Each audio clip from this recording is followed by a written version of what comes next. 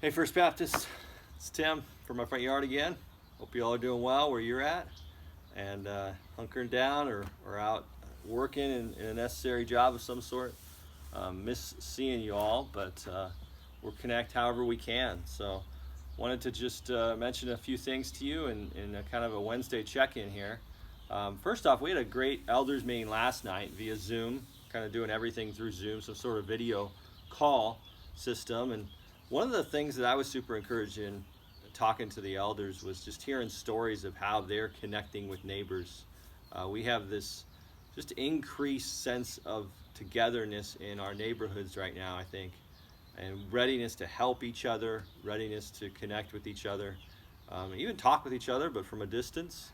So people are running errands, getting groceries for each other, looking out, checking in on each other.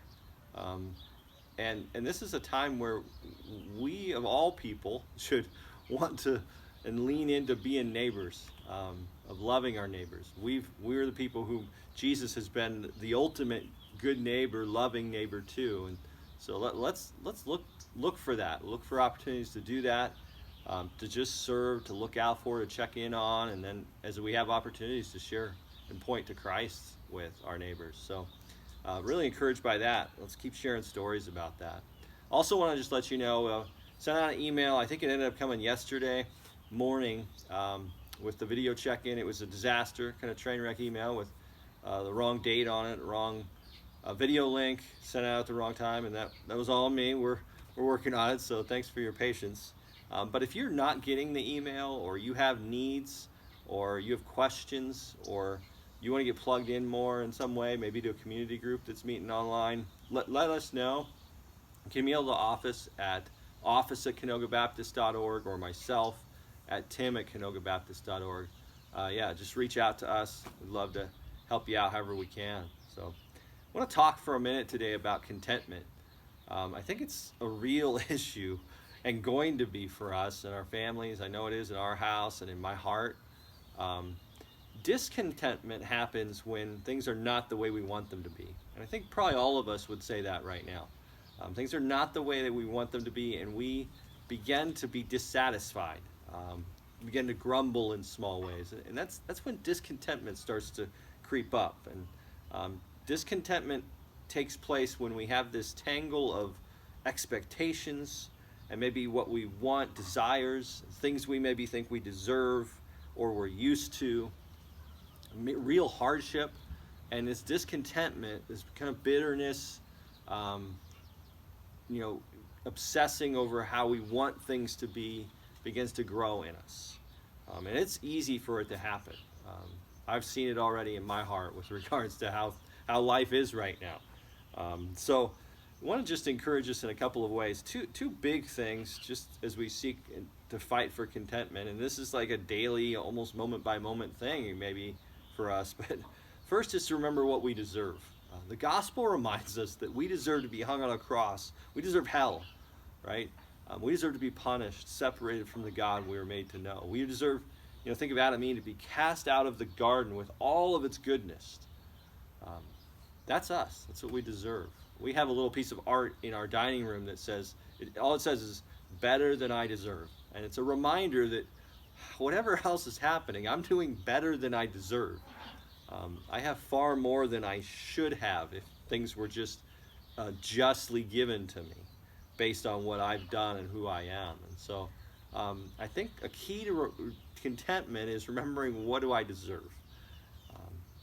That's kind of our baseline. Discontentment tends to grow when we have a sense of entitlement, what I should have and my rights, right?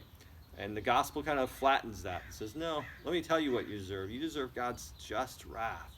And so it levels out our contentment, I think, some. Secondly, focus on what you deserve and then major on what you have. Think about what you do have.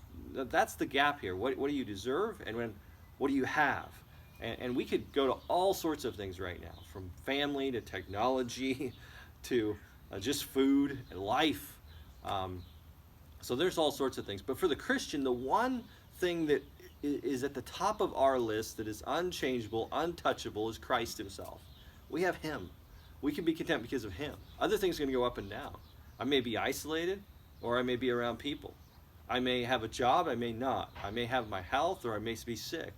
Um, I may, you know, have money, I may not, but I have Christ. And that's the rock solid anchor in all of this and in our contentment. I love Philippians 4:11 through 13, where Paul talks about, I've learned how to be content in any and every circumstances, whether I have much or little, plenty or hunger. I've learned to be content.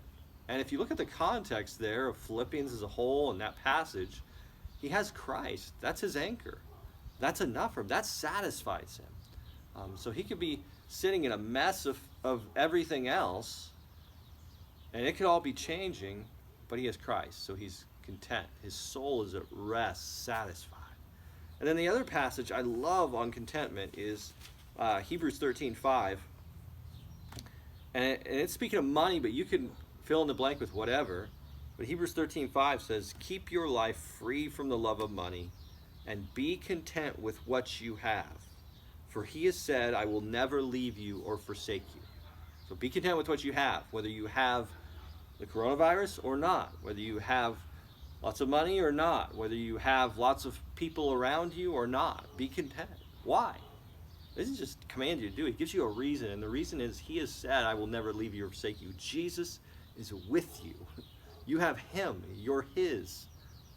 That's reason to be content.